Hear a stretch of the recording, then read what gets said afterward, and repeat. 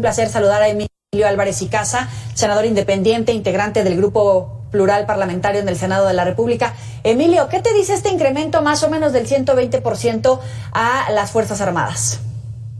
Yueli, muy buenas noches, un abrazo y por tu conducto a la comunidad de Mega Noticias en toda la República Mexicana. Bien decían, los presupuestos reflejan las prioridades, reales. Si alguien dice que quiere mucho a sus hijos, pero no dedica un peso a su educación, a su salud y a su cuidado, pues probablemente sea solo un discurso vacío. Algo así estamos viendo en el presupuesto. Se está dando el mayor presupuesto en la historia del México moderno a las Fuerzas Armadas. Ese recurso que ha sido tan satanizado de los fideicomisos, ahora se le autoriza a las Fuerzas Armadas, pero esencialmente en un exceso donde bajo el criterio de seguridad nacional están cubriendo muchas actividades que no son de seguridad nacional. Obras públicas, el Tren Maya, el Transísmico, ahora inclusive hasta la nueva línea aérea. Ahora nos enteramos que un objetivo de las Fuerzas Armadas, del Ejército y de la Marina es tener empresas. Ahora como parte de su labor son empresas y justo, Joely, una de las cosas más graves de este presupuesto es que va a acabar de consolidar algo que en México no existía.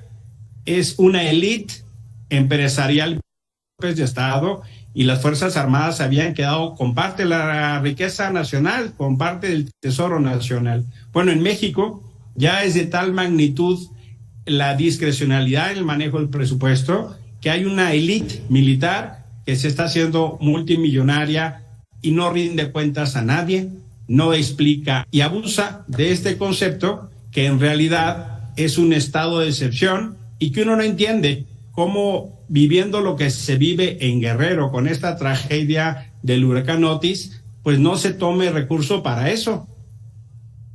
Oye, dices, va a consolidar la élite empresarial militar como en países donde ha habido golpes de Estado. Algunos dicen que se exagera en esta visión. Otros creemos que está siguiendo una ruta crítica, una Biblia de entrar a través de las vías democráticas al poder y ya en el poder desmantelar todos los organismos, las instituciones, el Estado y en esta ocasión otorgándole el mayor presupuesto de la historia a las Fuerzas Armadas, como bien comentas. Es así y no es una exageración. Aquellos que creen que se exagera, en realidad habría que decirles que revisemos la historia de este país, revisemos la historia de América Latina. Cuando los militares empiezan a desarrollar actividades que no son de su función, es decir, claro que tienen una responsabilidad en materia de protección y de defensa nacional, pero cuando empiezan a hacer cosas que no son de su función, empiezan a ocupar espacio que le corresponde a civiles y empiezan a tragar como un gran monstruo presupuestos y responsabilidades. Mira, por ejemplo, ¿por qué en lugar de haber estado en Acapulco previo al huracán, porque ya se sabía, qué hacen los marinos cuidando el aeropuerto internacional de la Ciudad de México? Le han pedido, Joely, permiso al Congreso para que el Ejército pueda estar en labores de seguridad pública. A los 5 años de este gobierno tenemos el peor número de... y abusa de este concepto que en realidad es un estado de excepción y que uno no entiende cómo viviendo lo que se vive en Guerrero con esta tragedia del huracán Otis, pues no se tome recurso para eso. Oye, dices, va a consolidar la élite empresarial militar como en países donde ha habido golpes de Estado. Algunos dicen que se exagera en esta visión. Otros creemos que está siguiendo.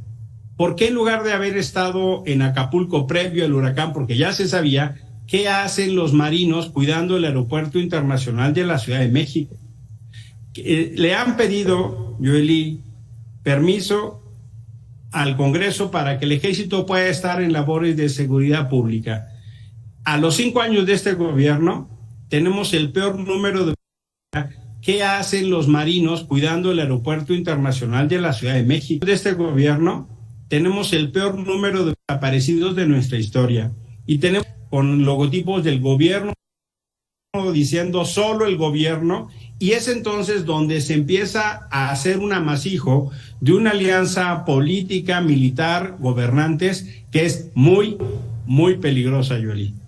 Por acá nos explican y nos preguntan precisamente el punto que acabas de tocar. Si ganara la oposición el año que viene, ¿sería posible hacerle frente al poder que el ejército está acaparando o se convertirá en otro poder fáctico? Hoy es un poder fáctico, pero estoy absolutamente claro que si la oposición gana y tenemos tanto la presidencia como el Congreso, vamos a hacer un retiro gradual de funciones, empezando por las que no corresponden. Yo me pregunto, ¿qué tiene que hacer el ejército controlando el Internet, distribuyendo medicinas, distribuyendo fertilizantes, haciendo hospitales, manejando líneas aéreas? En realidad no tiene nada que hacer ahí.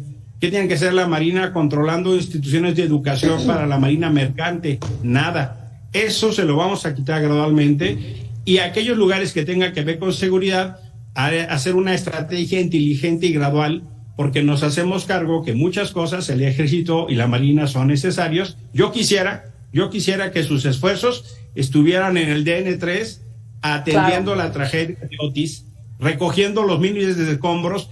Mira, hoy vinieron de Acapulco para expresar su necesidad de apoyo, y este gobierno de derechos de la Ciudad de México no les dejó ni llegar al Zócalo. Eso es lo que está pasando, Yoli. Eso es lo que pasa, y son los peligros de la militarización.